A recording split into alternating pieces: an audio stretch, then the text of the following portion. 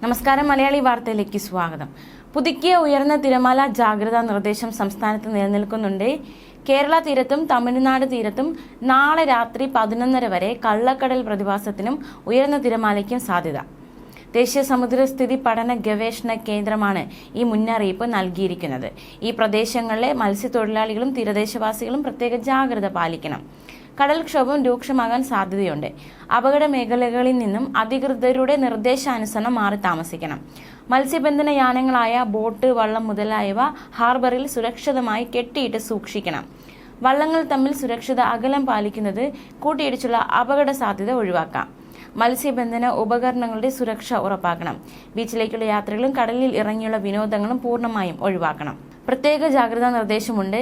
18-ാം തീയതി വരെ Gulf of Mannar, അതിനോട് ചേർന്ന തെക്കൻ തമിഴ്നാട് തീരം, അറബിക്കടലിലെ മധ്യഭാഗങ്ങൾ, മധ്യ ബംഗാൾ ഉൾക്കടൽ, തെക്കൻ ബംഗാൾ ഉൾക്കടൽ എന്നിവിടങ്ങളിൽ മണിക്കൂറിൽ 35 മുതൽ 45 കിലോമീറ്റർ വരെയും ചില അവസരങ്ങളിൽ മണിക്കൂറിൽ 55 കിലോമീറ്റർ വരെയും വേഗതയിൽ ശക്തമായ കാറ്റിനും മോശം കാലാവസ്ഥയ്ക്കും സാധ്യതയുണ്ട്.